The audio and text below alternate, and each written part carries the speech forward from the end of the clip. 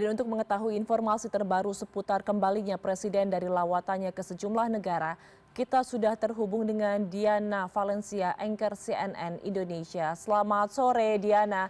Diana, apa saja poin-poin yang Anda highlight dari kedatangan Presiden Prabowo hari ini, dan setelah ini apakah Anda mendapatkan informasi apa agenda selanjutnya?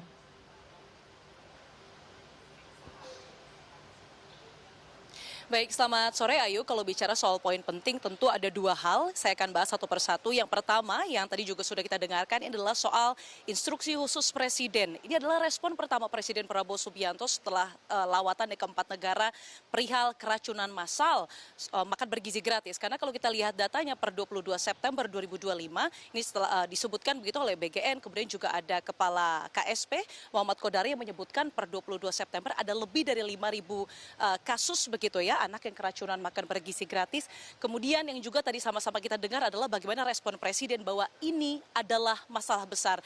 Ini artinya bahwa pembangunan kewaspadaan, kepekaan dari semua lini yang berkaitan dan juga menyangkut pelaksana dari badan makan bergizi gratis, mulai dari Badan Gizi Nasional hingga organisasi ataupun instrumen pemerintah lainnya yang berkesinambungan dan juga berkecimpung dalam program ini harus ditegaskan. Masalah besar ini tadi spesifiknya saya tanyakan kepada Presiden, ini adalah soal apakah ada instruksi khusus kepada Badan Gizi Nasional begitu. Kemudian Presiden merespon hal itu. Sehingga kita tahu betul tadi ada ratas yang tadi direncanakan. Kalau untuk saat ini memang Presiden Prabowo Subianto ini sudah tidak berada di base of Halim Perdana Kusuma begitu ya Ayu ya, karena disebutkan ratasnya di Hambalang. Tapi kami masih mencari informasi apakah sekiranya ratas yang dimaksudkan ini adalah ratas soal makan bergizi nasional. Karena memang level kewaspadaan ini benar-benar harus ditingkatkan begitu ya. Bagaimana angka 5.000 ini bukan hanya sekedar angka begitu ya, tapi ini adalah nasib anak-anak kita, generasi yang nantinya akan melanjutkan bagaimana masa depan Indonesia ke depannya. Sehingga memang ini bukan sekedar angka, level kewaspadaan dan juga penyelesaian masalah secara konkret yang kita tahu BGN sudah meminta maaf, kemudian juga membentuk tim khusus begitu ya. Tapi kalau bicara soal opsi penghentian MBG, ini rasa-rasanya kalau kita melihat mengekstraksi dari pendapat Presiden Prabowo Subianto, rasa-rasanya tidak akan dilakukan karena ia menyampaikan bahwa tujuan, ia mengingatkan kembali tujuan dari makan bergizi nasional ini adalah untuk memberikan gizi terbaik untuk anak-anak yang sekiranya tidak memiliki akses terhadap gizi yang baik selama ini, sehingga ia menyampaikan memberi makan orang dalam skala jutaan itu pasti ada hambatan dan juga rintangan, tetapi ini akan diperbaiki.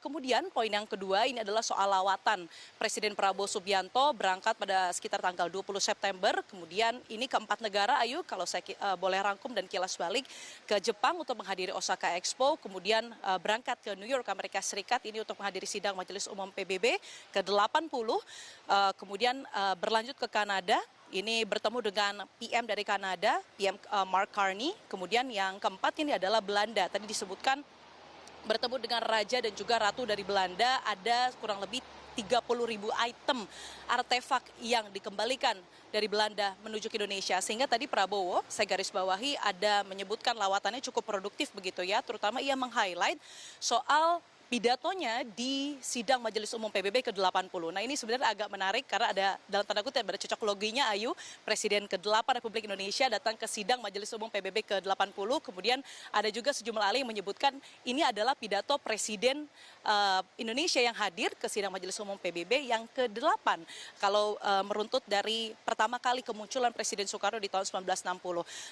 Di pidatonya ini ia meng-highlight bahwa ada beberapa pemimpin negara lainnya yang menelponnya untuk bisa sama-sama mencari penyelesaian yang solutif, jalan tengah untuk bisa menghentikan sejumlah konflik di sejumlah wilayah termasuk soal Gaza. Tadi ia menyampaikan bahwa ia ataupun Indonesia ingin turut serta dalam berpartisipasi untuk bisa menghentikan sejumlah konflik-konflik yang menurutnya ini harus dihentikan segera termasuk di Gaza.